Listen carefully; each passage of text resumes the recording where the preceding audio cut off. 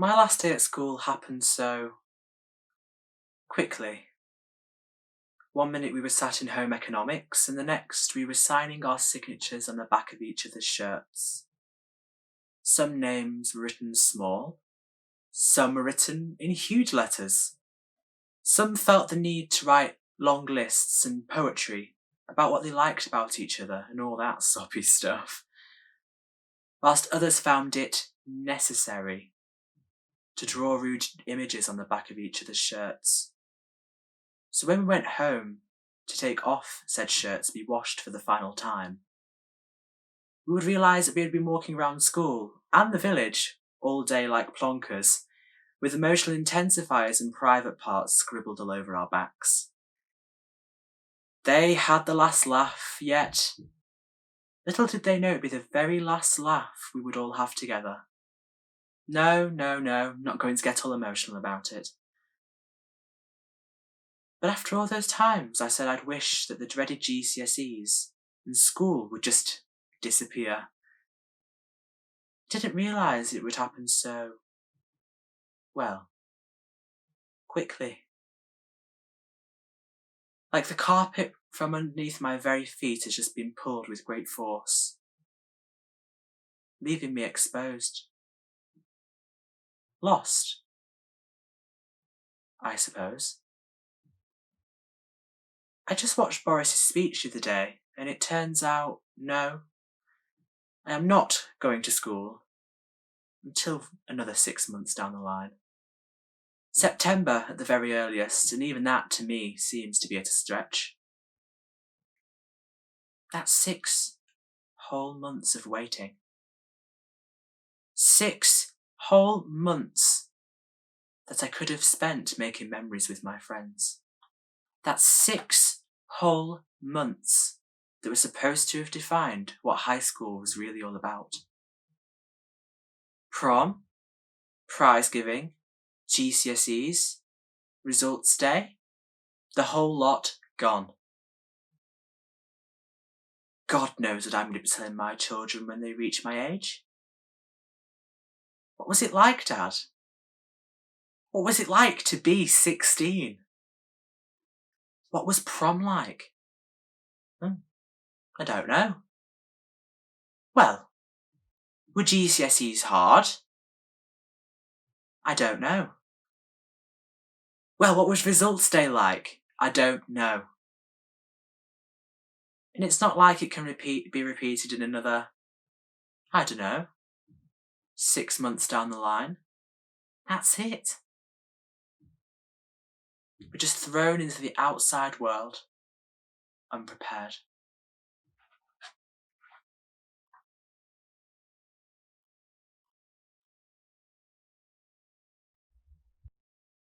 Not that I want to draw attention to myself or anything like that, but I was given the title of head boy this year. Very exciting news. I'm not really the popular sort at school, so the fact that I could have people look up to me as a leader was quite simply tremendous. I'm the usual suspect for sitting inside the chemistry block, writing up flashcards and notes. Or, in my habitual hiding place, the English room, cooped up in the corner of the classroom with a good book. It would transport me to a different world. It isn't, well, this one. Anyway, with a spring in my step, I bounded up to the stage to redeem my head boy badge from the headmaster. Until it hit me. There were 2 badges. There were 2 of us. Turns out being academic doesn't fit the stereotypical role of head boy, and they found it appropriate that someone who was quite popular and quite athletic would also be needed. Football? Pfft. Football? That's a useless profession in a pandemic like this one. Their wages should be dropped, my grandma would shout at the television. Doctors, nurses, police officers, They're the real heroes. And they got nothing compared to what footballers earn. Well, I would say, you don't see many police officers sharing badges now, do you? Tell you that much. It actually worked out quite well sharing the role of head boy. Less work, same amount of credit. I was looking forward to delivering my final speech. Reminiscing about the good old days. Leaving a legacy behind me. Well, I can just forget about it now. It's not like it can be repeated in another, 6 months. I certainly don't have the power to turn back time. Besides, I'm sharing a badge. Remember? Prom. That moment teenagers dream about from the start of year 7. You heard all the big boys and girls talk about it in the corridors, but you never really understood what it all meant. Tammy looked awful in that dress, one would pipe up. But you should have seen her after she'd downed 7 shots of Sambuca, got pissed out of red, and started somersaulting down Worley Road at 2:30 in the morning. Well, said another, I believe that Chloe and Johnny snogged in the back of a limo. I believe they did a bit more than that, said another. Did you hear the English and Science Department's tipsy rendition of Celine Dion's My Heart Will Go On after the karaoke machine made an appearance? Well, I wonder whether Mr. Smith let any of them paint him like one of his French girls, said another. These whispers and gossips meant nothing to us little year 7s. We were finally about to experience the glitz and glamour of prom. But, yet again, like everything else, it's been cancelled. And it's not like it can happen in another, 6 months. Oh no. Prom is something that has to be experienced by every single year 11 to mark the end of their sheltered secondary education. Not the end of a pandemic. Besides, could you imagine a socially distanced prom? No touching, no singing, no dancing, no laughing. My auntie calls it the Sweet Caroline ban. No touching hands, no reaching out, no touching me, and certainly no touching you. Mind you, that wouldn't stop any of my teachers once their friend Prosecco made an appearance, or their other trusty friend, Tequila, for an after-pudding treat.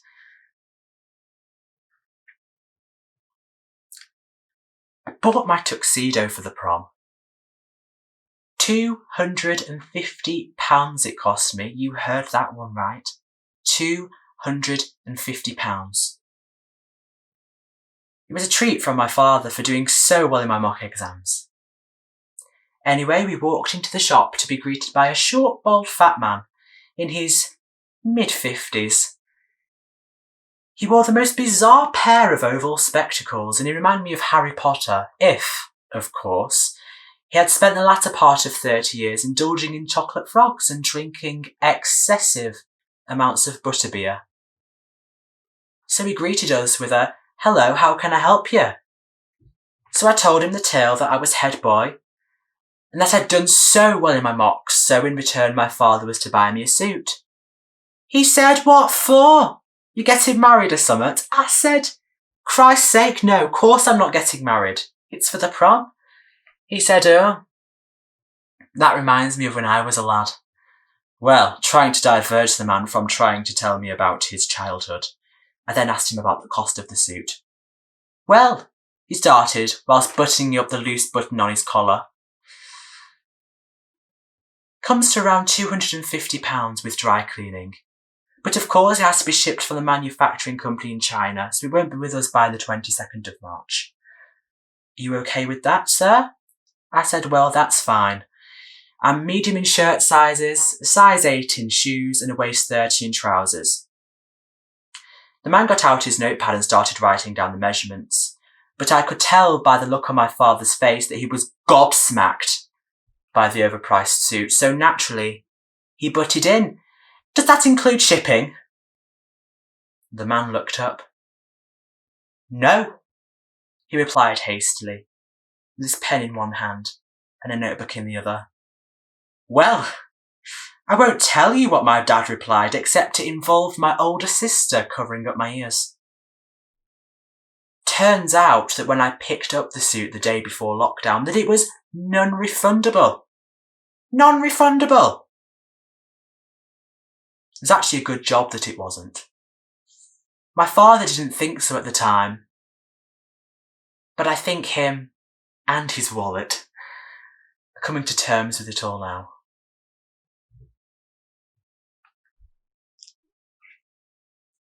I was sat in one night watching the usual lineup of Friday night crap on Channel 4 when the phone started to ring. You know that no one really uses the telephone line nowadays, so it had to be someone of a considerably older age, or the salespeople trying to sell us solar panels to install on our roof. "They won't work in UK weather," my mum would shout at them down the phone. Anyway, beside the point. It was my grandma, who couldn't tell you the difference between an app and an image, and, quite proudly, may I add, still owns a flip-up phone. She said, "I'm just gonna say it." I said, "Say what?" She said, "Your uncle has passed." They put it down to the virus. Well, I told my mother, who was at this stage hysterical with tears, whilst my father flung his arms around her for comfort. He smiled and winked at me. At first I thought it was a sign of reassurance, but upon thinking about it, I think it's because that non-refundable suit was going to be used for an occasion after all. And again, it was all very strange. A funeral over Zoom? Never heard of such a thing. For a start off, my great Auntie Joan's webcam wouldn't work, so while she sung her rendition of Over the Rainbow, all you could see was the top of her forehead. And then my granddad kept pressing the boot people out of the chat button instead of the mute microphone button in the bottom left-hand corner. But what was the strangest thing about the funeral was that my former English teacher, who is now a funeral celebrant, was delivering the funeral. It's always terribly embarrassing when you see your teachers out and about. But most of all, it was sad. And it's not like Uncle could have gone, "I don't want to go." It's not like he could have died 6 months down the line so you could have had a proper funeral. Strangely enough, the phrase "I don't want to go" is the same thing I would tell my mother when she would force me to go to the public toilets at Blackpool. I always did really need to go, but you can't really blame me for not going. So, when someone asks me, "What did you get up to in your school days?"